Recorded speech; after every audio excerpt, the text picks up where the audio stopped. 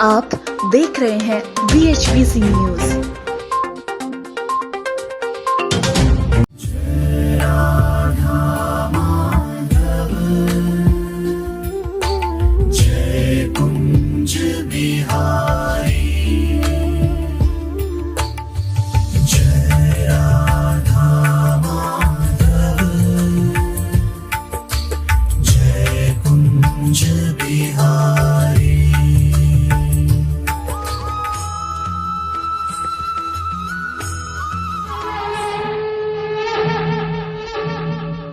यदा यदा धर्मस्य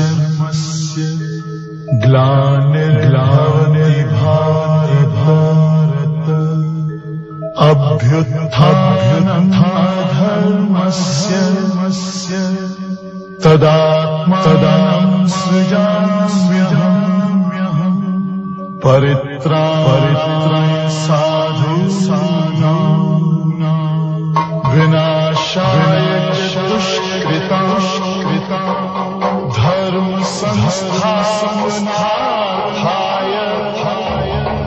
संभवामि युगे युगे। हिंदू धर्म में भगवान श्री कृष्ण का जन्मदिन एक उत्सव के समान होता है। धूमधाम से पूरी विधि विधान के साथ बाल गोपाल का जन्म उत्सव मनाने की परंपरा है। ना सिर्फ भारत बल्कि विदेश में भी श्री कृष्ण जन्माष्टमी की धूम रहती है। लोग बहुत समय पहले से ही इसकी तैयारियां करने लगते हैं। पौराणिक मान्यताओं के अनुसार भगवान कृष्ण का जन्म भाद्रपद यानी भादव मास के कृष्ण पक्ष की अष्टमी को हुआ था।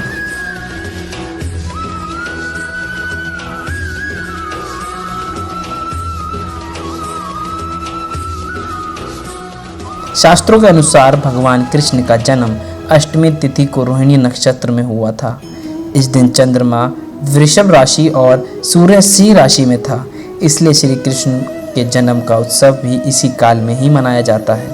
लोग इस पर्व को पूरी रात मंगल गीत गाते हैं और भगवान कृष्ण के जन्म का उत्सव मनाते हैं।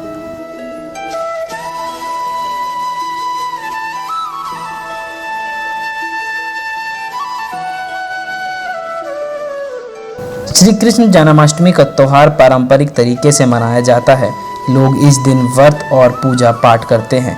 ऐसी मान्यता है कि यह त्यौहार मनाकर हर मनोकामना पूर्ण हो जाती है। जिन लोगों का चंद्रमा कमजोर हो वे लोग इस दिन विशेष पूजा करके लाभ की प्राप्ति कर सकते हैं। इस दिन श्री कृष्ण की पूजा करने से संतान प्राप्ति, दीर्घ आयु तथा सुख समृद्धि की प्राप्ति भी होती है।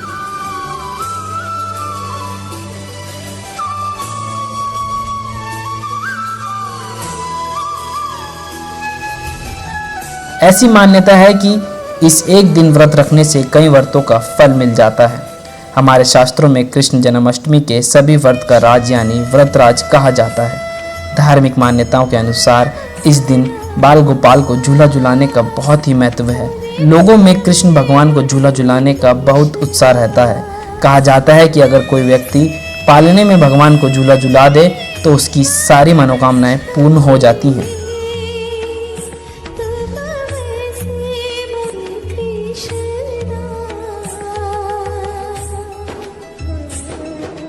भगवान श्री कृष्ण का जन्म हिंदू कैलेंडर के अनुसार भाद्रपद की कृष्ण पक्ष की अष्टमी को रोहिणी नक्षत्र में हुआ था।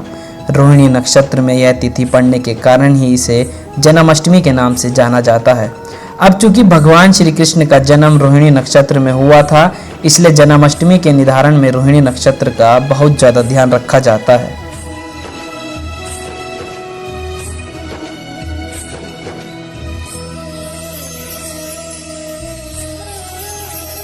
भारत में नहीं बल्कि विदेशों में भी रहने वाले भारतीय और भारतीय समुदाय के लोग भी जन्माष्टमी को पूरे आस्था व उल्लास के साथ मनाते हैं। मथुरा की जेल में श्री कृष्ण ने मध्यरात्रि में अपने अत्याचारी मामा कंस का विनाश करने के लिए माता देवकी की कोख में जन्म लिया था। इस लिहाज से पृथ्वी पर इसी दिन को कृष्ण भगवान का अवतरण का दिन भी माना जाता है। विदेश में भी इस दिन तरह तरह के भव्य आयोजन किए जाते हैं।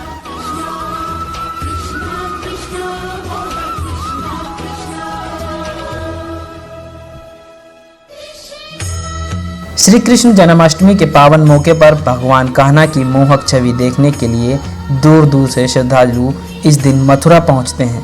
श्री कृष्ण जन्मोत्सव पर ब्रिज की पूरी नगरी मथुरा ही कृष्णमय हो जाती है। इसलिए श्री कृष्ण जन्माष्टमी के मौके पर मथुरा नगरी भक्ति के रंग में सरोवर हो उठती है।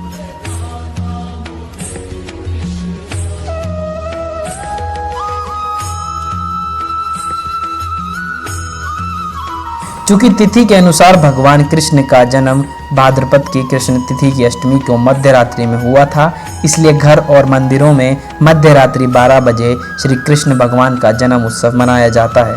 रात में जन्म के बाद दूध से लड्डू गोपाल की मूर्ति को स्नान कराने के बाद और नए और सुंदर कपड़े और गहने पहनाकर श्री कृष्ण का श्रृंगार किया जाता है।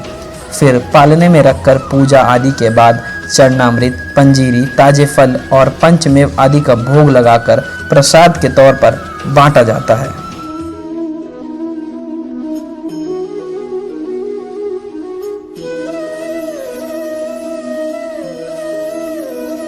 जन्माष्टमी की सबसे लोकप्रिय परंपरा में से एक दही हांडी फोड़ने का रिवाज है।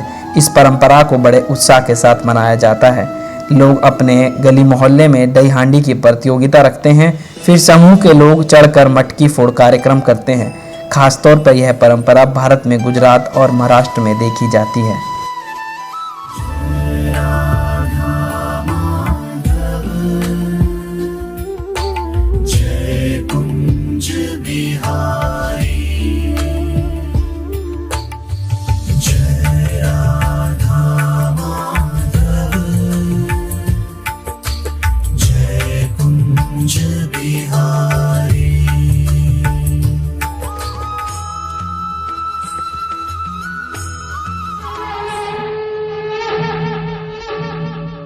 यदा यदा धर्मस्य ग्लानिर्भवति भारत अभ्युत्थानधर्मस्य